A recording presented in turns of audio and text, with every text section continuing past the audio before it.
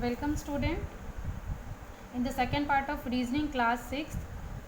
In the first part you have learned how to complete series.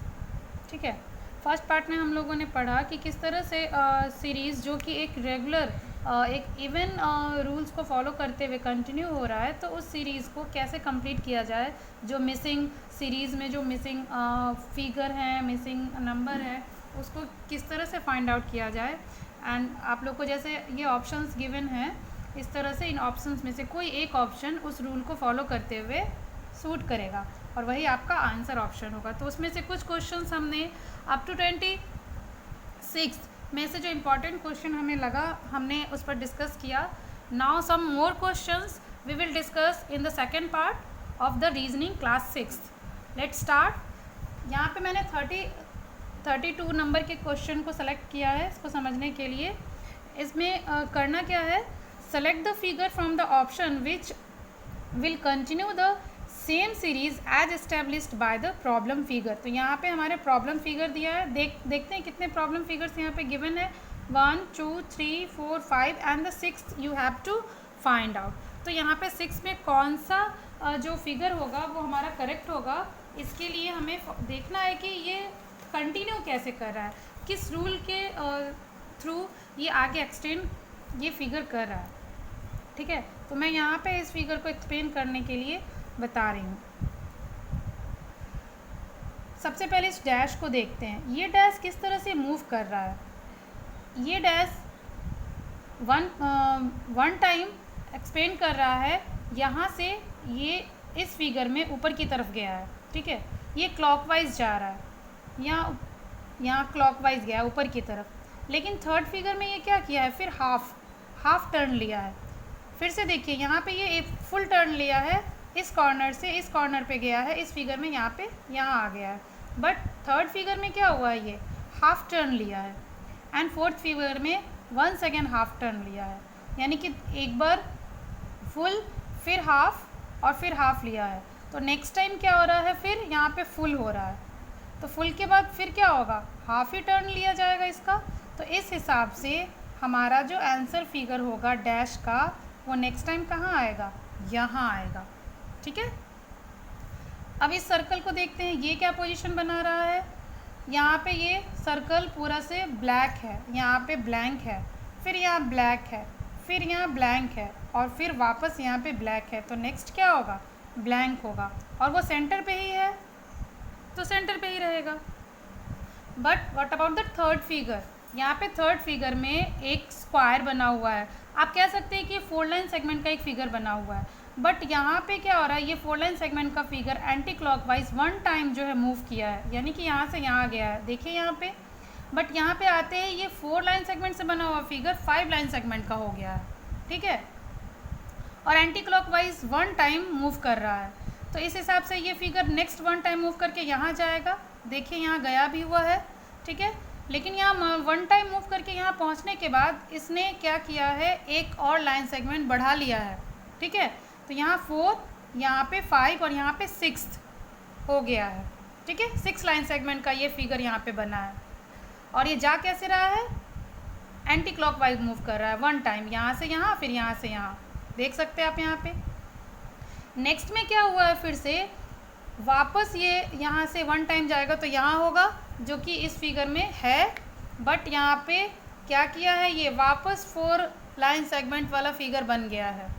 ठीक है, 1 time ही move कर रहा है, तो यहाँ आ गया 1 टाइम मूव करके, लेकिन यहाँ पे 5 लाइन सेगमेंट का फिगर बना लिया है। मूव तो 1 टाइम ही करेगा, इस हिसाब से फिगर कहाँ आएगा, नेक्स्ट इसके बाद यहाँ आएगा, यानी कि यहाँ आएगा, यानी कि यहाँ आएगा। ठीक है, लेकिन यहाँ होगा क्या, यहाँ 4 लाइन सेगमेंट है, यहाँ 5 लाइन सेगमेंट है, तो वापस यहाँ पे 6 लाइन सेगमेंट के फिगर बनेंगे और हमारा आंसर होगा कुछ इस तरह का, जो कि डी में शो कर रहा है। So your answer will be D. Okay, ठीक है। नाउ द नेक्स्ट क्वेश्चन, हमने 34 नंबर क्वेश्चन लिया आपके कोर्स बुक में से। Find the number which will continue the given number pattern. यहाँ पे हमको यहाँ के नंबर पैटर्न को देखते हुए सीरीज़ को कंप्लीट करने के लिए इन ऑप्शन में से पिक आउट करना है। सो ये गया कैसे है, हाउ दे एक्सटेंडिंग, ये सभी कैसे एक्सटेंड कर रहे हैं। तो 3 में कुछ जोड़ा गया है तो 5 आया है। तो देखते हैं 3 में क्या जोड़ा गया है, सॉरी 3 में क्या जोड़ा गया है कि 7 आया है। 4 जोड़ा गया है तो 7 आया है। 7 में अब 4 जोड़ेंगे तो 15 नहीं आएगा। तो 7 में हम 8 जोड़ रहे हैं तो 15 आ रहा है। यानी कि ये जो नंबर है ये दुगुना हो गया यहाँ पे, और जो आंसर आया था प्रीवियस इसको यहाँ पे इसके दुगुने से जोड़ा गया। फिर से देखिए 3 में 4 जोड़ा गया, 7 आया, 7 को वापस यहाँ लिखा गया और उसमें फिर इसके दुगुने को, ठीक है, जोड़ा गया। तो फिर यहाँ पे 15 आ गया जो कि यहाँ पे है।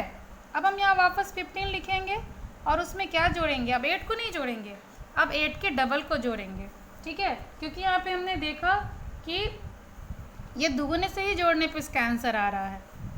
तो इस तरह से 8 का डबल क्या हो जाएगा 16, 8 2 16, तो यहाँ पे 16 जोड़ते हैं तो देखते हैं 31 आ रहा होगा, तो यानी कि हम सही जा रहे हैं। यस राइट, यानी कि जो हमारा प्रीवियस है उसके डबल से ही हमको जोड़ना पड़ रहा है। तो वापस अगर हम 31 में से 32 को जोड़े जो कि 16 का डबल है, तो हमारा यहाँ पे जो होना चाहिए वो करेक्ट आंसर होना चाहिए। तो इस तरह से हमारा करेक्ट आंसर 63 होना चाहिए। बट यहाँ पे 127 है तो हम यहाँ तक जाते हैं। अगर इस हमारे आंसर में वही रूल्स फॉलो करने के बाद अगर 127 आता है तो हमारा ये आंसर ही सही होगा।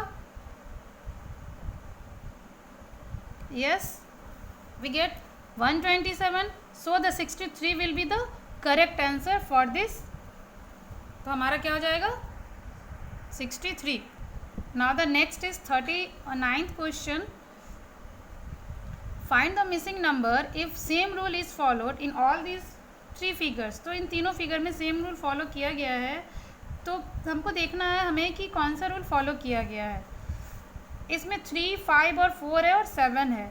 तो आई थिंक 3 और 4 को यदि मल्टीप्लाई किया जाए, सॉरी हाँ 3 और 4 को मल्टीप्लाई किया जाता है तो आता है 12, ठीक है। अगर उसमें से हम 5 माइनस कर देते हैं जो कि बीच में है तो हमारा आंसर आता है 7। तो ये यहाँ पे तो सूट कर गया, पर ये यहाँ भी सूट करना चाहिए। तो हमने यहाँ क्या किया था 3 और 4 को मल्टीप्लाई किया था, तो यहाँ पे क्या मल्टीप्लाई होगा 7 और 8 मल्टीप्लाई होगा। तो 7 और 8 मल्टीप्लाई होने पे कितना आ जाएगा 56 आ जाएगा। और बीच का नंबर को हमको सब्ट्रैक्ट करना है, तो यहाँ पे क्या सब्ट्रैक्ट होगा 3, तो हमारा क्या आ जाता है 53। यहाँ पे भी 53 है, तो यही रूल यहाँ भी फॉलो हुआ, यहाँ भी, तो यहाँ भी वही रूल फॉलो होना चाहिए। तो इस हिसाब से 4 × 5 यानी कि इन दोनों को मल्टीप्लाई किया जाएगा जिसका आंसर हो जाएगा 20, और उसमें से हम 5 माइनस करेंगे, ठीक है। तो यहाँ पे हमारा आ जाएगा 15। तो हमारा आंसर होना चाहिए the answer should be 15। So the option C will be correct answer for this. Now the next question is 42। यहाँ पे देखते हैं कौन सा रूल यूज़ किया गया है। हमने क्या किया 16 और 4 को ऐड किया 20 आ गया, और 12 और 8 को ऐड किया तो 20 आ गया, ठीक है। और इन दोनों को सब्ट्रैक्ट किया तो 0 आ गया, और यहाँ पे देख रहे हैं कि 0 है। यहाँ भी वही चीज़ करके देखते हैं, ठीक है। 24 और 6 को ऐड किया तो यहाँ पे कितना आ जाएगा 30, और 18 + 9 को ऐड किया तो यहाँ आ रहा है 27। बट इन दोनों को सब्ट्रैक्ट करने पे यहाँ पे 9 नहीं आ रहा है, क्या आ रहा है हमारा 3 आ रहा है, ठीक है। चलिए देखते हैं हमने गलत किया या सही। जिस हिसाब से मैं आगे जा रही हूँ उस हिसाब से 32 और 8 को प्लस करना चाहिए 40 आएगा, और 24 और 18 को प्लस करना चाहिए 42 आएगा, ठीक है। और अगर इन दोनों को माइनस करें, बस ध्यान रखिएगा कि हमने इसको ऊपर रख के माइनस किया है और इसको नीचे रख करके, ये कैलकुलेशन अब दिखाना नहीं है, हमने कर लिया। आप इसको अरेंज करके कर सकते हैं। ये अरेंज जो है वो थोड़ा सा ये है, उल्टा है, बस समझ सकते हैं आप लोग, इंटीजर चैप्टर पढ़े होंगे। तो यहाँ पे 2 आया, तो यहाँ पे जो हमको दिख रहा है उससे ये मैच नहीं कर रहा है। बट यदि हम 0 का स्क्वायर करें और 0 आए, 3 का स्क्वायर करें 9 आए, और 2 का स्क्वायर करें 4 आए, तीनों आंसर का स्क्वायर अगर इस तीनों कॉलम में बैठा दिया जाए तो हमको ऑप्शन मिलता है। 0 का स्क्वायर 0 ही आंसर आएगा, 3 का स्क्वायर 9 आएगा जो कि यहाँ पे है, और इसी सीरीज़ को कंप्लीट करते हुए अगर 2 का स्क्वायर, क्योंकि यहाँ पे हमको सब्ट्रैक्ट करने पे 2 आया है, तो 2 का स्क्वायर 4 आएगा। तो इस तरह से हमारा आंसर 4 आना चाहिए जो कि यहाँ पे है। So our correct option will be B. Now the next question is 44। ये 44th नंबर के क्वेश्चन में आप लोगों को सॉल्व करने से पहले ये जानना ज़रूरी है कि अल्फ़ाबेटिकली जो है वो जैसे कि ए से लेकर के जेड तक में लिखते हैं तो ए फर्स्ट लेटर होता है, वैसे ही ई जो होगा वो 5th लेटर होगा। आप काउंट करके देख सकते हैं, ए के बाद बी, फिर सी, फिर डी और फिर ई 5th लेटर होगा। वैसे ही जी जो होगा वो आपका हो जाएगा जी कौन सा लेटर हो गया जी? 7th लेटर हो जाएगा, ठीक है। जी जो हो गया वो 7th लेटर हो जाएगा। तो यहाँ पे कौन सा लेटर डाला जाए और कितने नंबर पे आ जाए इसको फाइंड आउट करना। तो पहले इन दोनों को हम लोग क्लियर करते हैं कि ई 5th लेटर है। फिर ये दोनों जो दिया हुआ है वो इस ई के लिए ही दिया हुआ है, तो कैसे दिया हुआ है? यहाँ पे हम 6 और 4 को जोड़ते हैं तो आता है 10, और ई है 5th लेटर, तो जो भी लेटर का नंबर है उससे दुगुना यहाँ जोड़ने पे आया है। यहाँ जी है जो कि 7th लेटर है, और इन दोनों को जोड़ते हैं, उसके लिए जो यहाँ पे लेटर दिया हुआ है उन दोनों को जोड़ते हैं तो यहाँ पे 14 आता है। तो यहाँ पे इन दोनों को जोड़ने पे क्या आएगा? 22। इन दोनों को जोड़ने पर यहाँ 22 आ रहा है।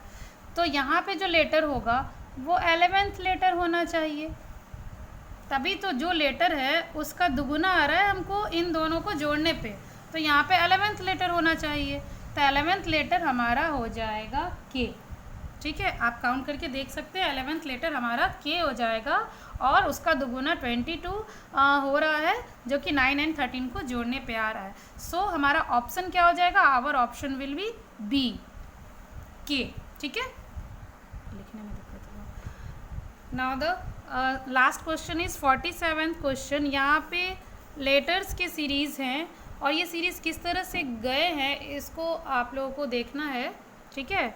तो यहाँ पे ए है, सबसे पहले हम फर्स्ट लेटर का सीरीज़ देखते हैं। ए है, सेकेंड वाले फिगर में बी है, थर्ड वाले फिगर में डी है, और फोर्थ वाले फिगर में जी है। तो हमारा 5th क्या होगा? इसको हम छोड़ रहे हैं, यहाँ पे आंसर करेंगे इस सीरीज़ को देखते हुए। तो ए के बाद बी है, बी के बाद फिर सी नहीं है, फिर डी है, ठीक है। ए के बाद बी है, बी के बाद सी छोड़ करके डी लिखा गया है, और डी के बाद क्या क्या छोड़ा गया है? डी के बाद ई और एफ, इन दोनों लेटर्स को छोड़ करके जी लिखा गया है। तो यहाँ पे देख रहे हैं पहली बार में कुछ नहीं छोड़ा गया, दूसरे फिगर में 1 लेटर छोड़ा गया, तीसरे बार में 2 लेटर छोड़ा गया। तो नेचुरली यहाँ पे 3 लेटर छोड़ने के बाद लिखा जाएगा।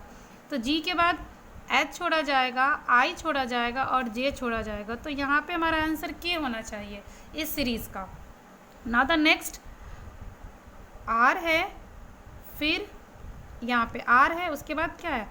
एस है, उसके बाद क्या है? यू है, उसके बाद क्या है? एक्स है, और उसके बाद तो हमको यहाँ लिखना है। तो आर के बाद एस है, यहाँ पे नहीं छोड़ा गया, यहाँ पे नहीं छोड़ा गया, लेकिन एस के बाद यहाँ पे एक छोड़ा गया टी, उसके बाद यू लिखा गया, फिर वी और डब्लू को छोड़ दिया गया, फिर एक्स लिखा गया, यहाँ भी 2 लेटर छोड़ के लिखा गया। तो अब यहाँ पे 3 लेटर छोड़ने के बाद लिखा जाएगा, ठीक है। तो डब्लू के बाद एक्स लिखा गया, तो वाई को छोड़ा जाएगा, जेड को छोड़ा जाएगा, और वापस हम ए छोड़ेंगे क्योंकि 3 लेटर छोड़ना है। तो फिर यहाँ पे क्या हो जाएगा? हमारा बी हो जाएगा, ठीक है, answer letter. Now the last is C. वैसे ही सारा सीरीज एक ही जैसे जा रहा है, तो हम इस लेटर को भी कंटिन्यू वैसे ही करेंगे। सी के बाद डी आ रहा है, डी के बाद एफ आ रहा है, ठीक है। एफ के बाद क्या आ रहा है, यहाँ पे आई आ रहा है, वो मैंने ठीक से नहीं लिखा, आई आ रहा है, तो इसके बाद हमारा आंसर होगा, ठीक है। तो सी के बाद डी आ रहा है, तो ये डी तो ठीक है, यहाँ पे ज़ीरो गैपिंग है। डी के बाद ई लिखा गया, 1 गैप किया गया, और एफ़ आया, एफ़ के बाद 2 गैप होगा, यानी कि जी और एच को छोड़ा जाएगा, तो सॉरी जी एच के बाद आई, ठीक है। आई के बाद 3 लेटर छोड़ा जाएगा, यानी कि जे छोड़ा जाएगा, के छोड़ा जाएगा और एल छोड़ा जाएगा, तो यहाँ पे हमारा क्या हो जाएगा, एम। तो हमारा नया फिगर क्या बना, के बी एम। देखते हैं ऑप्शन में है कि नहीं है के बी एम। यस, के बी एम ऑप्शन ए में है, तो हमारा आंसर क्या हो जाएगा, ऑप्शन ए, के बी एम। इस तरह से हमने लगभग सभी पैटर्न के एक एक क्वेश्चन को समझाने की कोशिश की है, जिससे आप लोगों के जुलाई कोर्स के जो एक्सरसाइज हैं सीरीज कंप्लीटेशन का, वो आई थिंक आप लोग अच्छे से कर पाएंगे, ठीक है। तो ट्राई कीजिए। Have a good day.